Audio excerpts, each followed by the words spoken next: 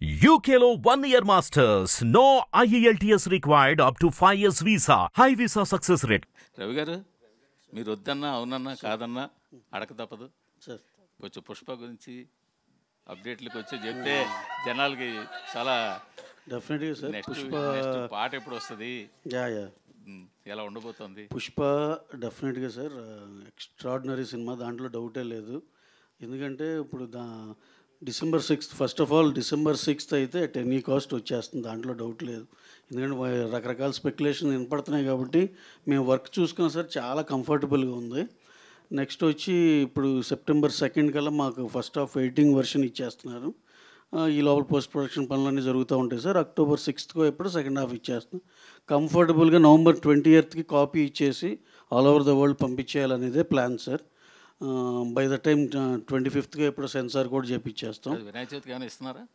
వినాయక చవితికి ఏం ప్లాన్ లేదు సార్ ఇప్పుడు. ఏమి అంటే త్వరలో పాట కానీ అది ఒక డైరెక్ట్గా ఒక మంత్ ఎండ్లో September ఎండ్లో ఇద్దామని సార్.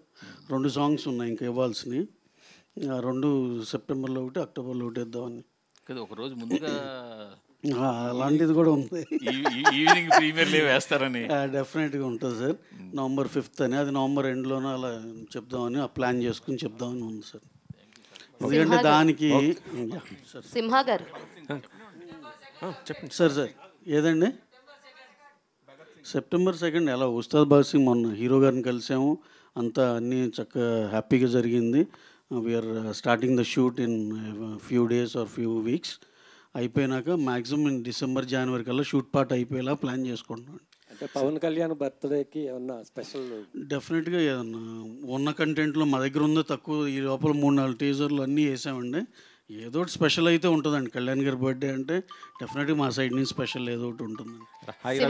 నా పేరు వెంకట టీవీ. యా యా ఇప్పుడు పుష్ప గురించి చెప్తున్నారు కాబట్టి బెంగళూరులో పవన్ కళ్యాణ్ గారు పుష్ప గురించి మాట్లాడడం జరిగింది.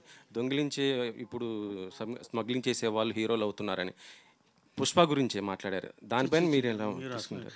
కళ్యాణ్ గారు ఆ కాంటెక్స్ట్లో మాట్లాడారు, కానీ ఇది అనవసరంగా మనం దీనికని దానికని అప్లై చేసుకుంటున్నాం కానీ చిచి అసలు ఆయన స్టేచర్ వేరండి. అసలు నేను అనేది ఊరిని ఆయన వచ్చిన సినిమా బ్యాక్గ్రౌండ్ నుండి దాన్ని ఏదో తక్కువ చేయాలని అసలు అలా అనుకోరు ఆయన.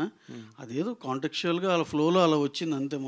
మనం దానికి మనం ఏం చేస్తాం, దానికి అంటించుకుని ఇది ఆయన ఇలా అన్నారేమో అనుకుంటున్నాం కానీ చిచి అసలు అలా ఇదే కాదండి. ఇప్పుడు జనసేన వాళ్ళు కొద్దిగా టార్గెట్ పెట్టారు కదా మొన్న.